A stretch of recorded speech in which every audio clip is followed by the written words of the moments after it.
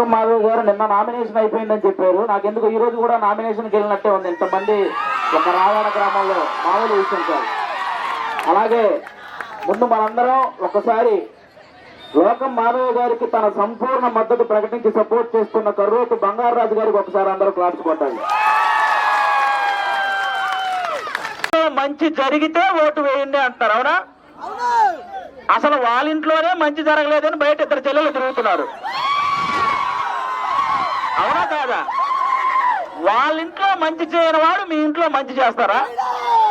First అది ఆలోచించండి ఒకసారి. కాబట్టి అవేంటంటే పై మాటలు, మిమ్మల్ని ఆ సానుభూతి కోసం చెప్పే మాటలు. మీ ఇంట్లో మంచి జరుగుంటే ఓటేయండి. వాళ్ళ ఇంట్లోనే మంచి జరగక ఇద్దరు చెల్లెల రోడ్డు మీదకి వచ్చి పాపం వాళ్ళ గోడు వినిపించుకుంటున్నారు. కాబట్టి అది ఒకటి గమనించండి. రెండు, మాట తప్పను మడం తిప్పను అన్నారు, అవునా? ప్రత్యేక హోదా వచ్చిందా మనకి? మాట తప్పారా? మడం తిప్పారా? మద్యపాన నిషేధం జరిగిందా? మాట తప్పారా? మడం తిప్పారా? సిపిఎస్ రద్దు చేశారా? మరి మాట తప్పారా? గెలిచిన వెంటనే 3,000 డైరెక్ట్ గా ముసలోళ్ళ అకౌంట్ లో పడతాయి అన్నారు, డైరెక్ట్ గా పడ్డాయా? మాట తప్పారా? ఇప్పుడు చెప్పండి. మాట తప్పుతారు, మడం తిప్పుతారు. అది నెక్స్ట్. ఇంకోటి ఏమంటున్నారు? ఫ్యాన్ ఇంట్లో ఉండాలి, సైకిల్ బయట ఉండాలి, గ్లాసు సింకులో ఉండాలి అన్నారు. కానీ వీటన్నిటికంటే ముఖ్యం ఏంటంటే ఫ్యాన్ 4లోనో 5లోనో ఉండాలి, అంతే కదా?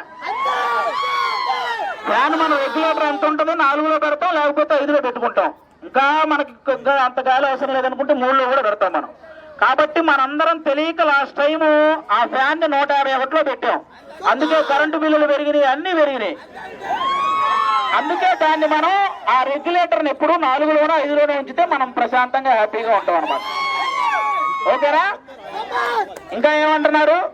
వాళ్ళందరూ కలిసి వస్తున్నారు, మేము సింగిల్ గా వస్తున్నాం అంటున్నారు, అవునా? ఇప్పుడు మన ఇంట్లో ఒక దొంగ పడితే మనం ఏం చేస్తామండి? ఒక దొంగ పడితే నలుగురు కలిసి తరిమి కొడతారా? అలాంటిది రాష్ట్రంలో ఇంతమంది గజ దొంగలు పడితే కలవాలా లేదా మనం? అలాగే కలిశారు. సింహం సింగిల్ గా వస్తుంది, వీళ్ళు కలిసి వస్తున్నారు అంటున్నారు. 2014లో కూడా సింహం సింగిల్ గానే వచ్చింది. అప్పుడు జనాలు ఎవరు ఓటేశారు? కలిసి వచ్చిన వాళ్ళకే ఓటేశారు కదా. ఈసారి కూడా అదే జరగబోతుంది. కాబట్టి అది ఫిక్స్ అవ్వండి. వాళ్ళు చెప్పిన ఏది, ఇంకా బటన్ నొక్కితే ఆడవాళ్ళ అకౌంట్ లో 10,000 పడుతున్నాయి అన్నారు. సాయంత్రం మోతిప్పితే మగవాళ్ళ అకౌంట్ లో నుంచి 30,000 పోతున్నాయి. మరి వాటి గురించి ఎవరు మాట్లాడరేంటి? డబ్బులు పోయినా పర్లేదు, మనుషులు కూడా పోతున్నారు ఆ కల్తీ మద్యం వల్ల. మీరు గమనిస్తే మా సినిమా ఇండస్ట్రీలో రాకేష్ మాస్టర్ అని ఒక డాన్స్ మాస్టర్ ఉండేవాడు. ఇదే ఎండాకాలం బూమ్ బూమ్ బీర్లు తాగి చనిపోయాడు పాపం ఆయన.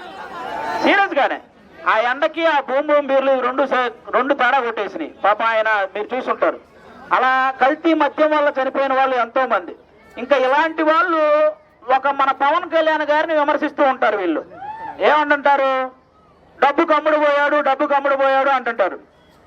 పవన్ కళ్యాణ్ గారికి లెక్క కట్టి డబ్బు ఇచ్చే దమ్ము ఎవరికైనా ఉందండి? అసలు ఎవరికైనా ఉంటుందా?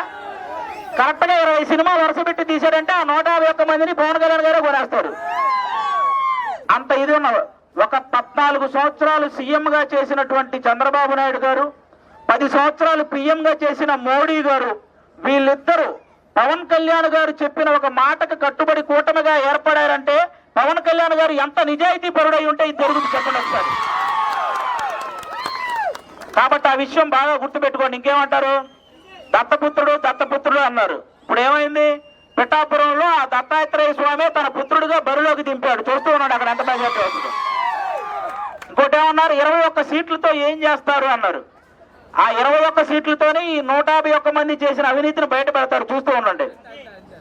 21 సీట్లతో ఏం చేస్తారు? ఆ 21 సీట్ల నుంచి వచ్చిన వాడిని చూసే ఒక్కొక్కరు వచ్చి పోసుకుంటున్నారు అక్కడ. మీరు చూస్తున్నారు కదా.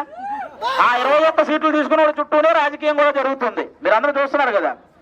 అలాగే ముఖ్యంగా మనం గమనించాల్సింది ఇక్కడ 14 సంవత్సరాలు సీఎం గా చేసే అనుభవం ఉన్న చంద్రబాబు నాయుడు గారు, అలాగే 10 సంవత్సరాలు పిఎం గా చేసి మన దేశం అందరం గౌరవించదగ్గ మోడీ గారు, వీళ్ళిద్దరూ పవన్ కళ్యాణ్ గారు ముగ్గురు కలిసి వస్తున్నారంటే మనందరం కూడా ఓటు ట్రాన్స్ఫర్ అనేది ఖచ్చితంగా జరగాలి. వాళ్ళ ముగ్గురు కలిసిన దానికి అర్థం ఏంటంటే మనందరం ఆ ఓటు ట్రాన్స్ఫర్, ఒక్క ఓటు కూడా పక్కకు పోకూడదు. నెల్లిమర్లైనా ఎక్కడైనా సరే నెల్లిమర్లలో ఓన్లీ క్లాస్ ఓటింగే జరగాలి, క్రాస్ ఓటింగ్ జరగకూడదు. ఓకేనా? మీరందరూ దానికి సిద్ధంగా ఉండాలి. భారీ మెజారిటీతో గెలిపించాలి. ముఖ్యంగా ఓటు అనేది ఎవరు అమ్ముకోకూడదు. ఫస్ట్ అస్సలు వద్దమ్మా ఈసారి. ఎందుకంటే లెక్కరకి ఆశపడి మగాడు, కుక్కరకి ఆశపడి ఆడది ఓటు అమ్ముకుంటే ఒంటి మీద నిక్కర కూడా ఉంచరు ఈసారి. కాబట్టి మనం ఇవన్నీ మైండ్ లో పెట్టుకొని ఓటును మాత్రం అమ్ముకోవద్దు. మీరు ఒకవేళ మీరు గనక నిశ్చయించుకుంటే ఇతనికి వెయ్య అంతే, ఇంకా అదే మనకి ఒకసారి ఎవరొచ్చి ఏ మాటలు చెప్పినా అవి నమ్మకండి. మీరు ఒకసారి మనం లోకం మాధవ్ గారికి వెయ్యాలి ఓటు అంటే ఇంకా ఫిక్స్ అంతే. మళ్ళీ ఫ్యామిలీలో ఆయన ఎవరో వచ్చి మాకు డబ్బులు ఇచ్చాడు, మనం ఒక 4 ఓట్లు అటేసి 3 ఓట్లు ఇటేస్తాం, ఇలాంటివి కూడా వద్దు. ఒక్కసారి ఫిక్స్ అయితే లోపల పోలింగ్ బూత్ లోకి వెళ్ళి గ్లాసు మీద గుద్దితే మన రావాడ మాసి అంటే కనపడాలి రేపు. ఓకేనా? అందరికీ once again thank you so much. జై జనసేన.